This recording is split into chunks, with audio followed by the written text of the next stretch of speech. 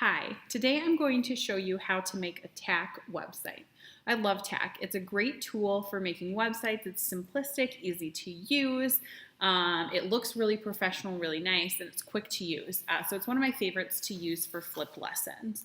So the website is just tack with 2ks.com. I already have an account, so it's already going to show me some stuff that'll look a little bit different than yours, but you'll just want to sign up with your Google account or however you prefer to sign up. And then you should see a home screen similar to this. Eventually you can follow people if you want. So like Casey Clark here, this is someone, a teacher that I know who uses TACK for education. So I follow him sometimes just to see what he's up to, how he's using TACK. But there's like some default ones you'll follow automatically. When you're ready to make your own TACK though, you're gonna go to this green button up here. And what you can do is pick whatever kind of TACK you want. I usually do a blank canvas because it's still fairly easy to use, but you can try them out, do however you want. So off to the side, you're gonna have your tools that you can use to edit. They have these pre-made color schemes that you can go through and find one that you want to use. You can change the fonts. You can do patterns in the background of your TACK. You can make it public, private, give it a title, give it a personalized URL, even stuff like rounding the corners. If you hit that, the corners round out, which I always do. I don't know. There's a comment stream that you can leave on. You can switch off. So just a lot of different tools you can play around with over here. In the middle is where you'll make your TACK. So each of these buttons will give you a different thing on your TACK. So for example, you might start with a headline and call it whatever you want. You can use these gears to change the color. You can change the size of it. It's going to give you a few options. You can center it or align things however you want. So that's headline. Text will give you smaller text. So you can put in instructions. It's hard to type when you know you're being filmed. Type your content here. Again, the gear is going to let you do things like center it, change the text font, that kind of thing.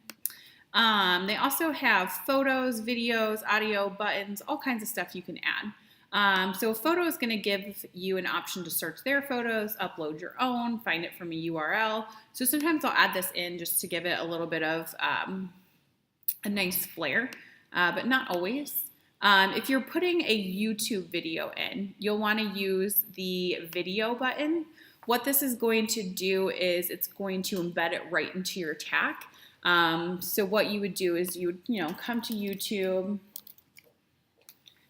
and let's say you want to do something with, photosynthesis. All you would need to do is grab that URL, pop it in, and then what it's going to do is it's going to embed it right into your TACK. So students don't have to leave, they don't have to open anything up, it'll show right there.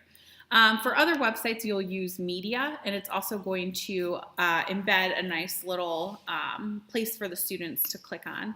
So for example, let's say that I want to embed one of my Strikingly websites so that students can visit. Again, all I have to do is get that URL,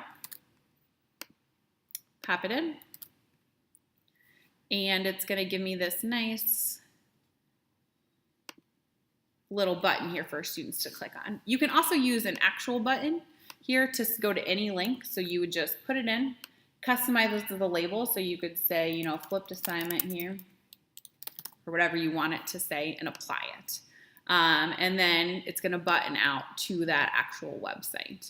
You can again change the color of that. You can change the size of it, what it says, that kind of thing.